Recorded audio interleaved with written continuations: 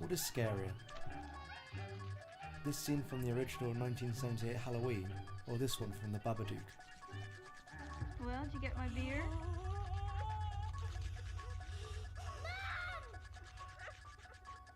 If you said the first one from Halloween, well, you've spoiled my argument, so the video over, thanks for listening, goodbye.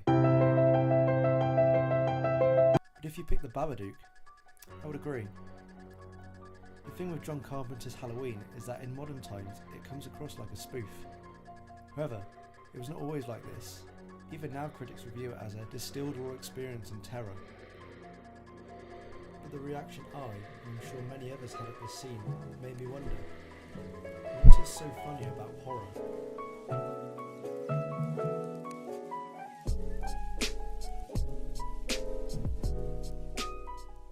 Horror and comedy are two genres so incredibly dissimilar that it's strange we have the same emotion for them. Well, for Steve Neill and Frank Krutnik, it is hardly surprising that horror and comedy are so different yet so alike. If I were to play this clip from 2018's Hereditary, you would most likely feel fear. After being scared, or even during, it wouldn't be uncommon to laugh at yourself or even the film. Laughter derives from fear. Philosopher Sigmund Freud argues for the case of laughter in the face of fear, saying, "Laughter and the comic emerge quite plainly as forms of defense." Laughter is toxic. When somebody laughs, it creates an echoing effect, almost like follow the leader. So when someone laughs, as a form of defense, other audience members will be inclined to follow suit. Laughter can derive from something comedic as well, he's fearful. This scene from the original James Whale horror masterpiece Frankenstein is an example of an unintentionally funny moment. The monster climbs into Elizabeth's room, attempting to grab her, however she gets up and moves towards the door. The monster then grunts, making her turn around and then... Dated horror films do not have the same fearful impact that they may have used to. In an interview with the New York Film Academy, legendary horror director John Carpenter spoke about the modern horror films and how they speak to a modern audience. They're very much of the 30s and the Depression. They're Depression era movies. They're speaking to those audiences. But if you look at modern horror films, they're speaking to you guys. And they bring the sensibility that you've become used to seeing and you demand seeing in film. With the modern horror comes modern filmmaking.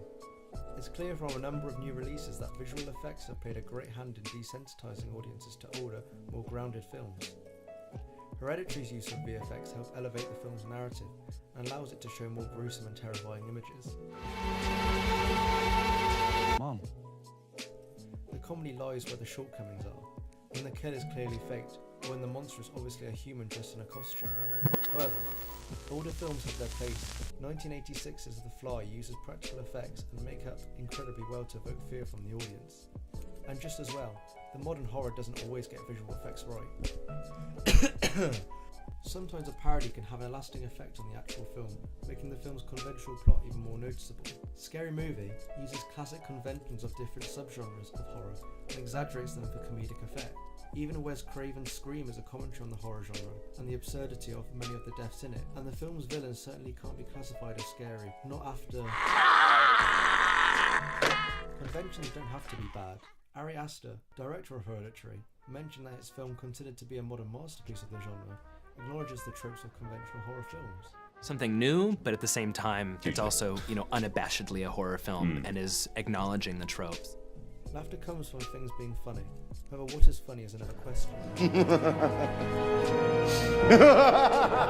In the end, context matters. Whether it be the laughter is at a stupidity of the film, or even at the scariest parts, the reaction will still be the same. Overall, we are just human, and laughter will always come from the best things, and maybe just as well from the darkest of things.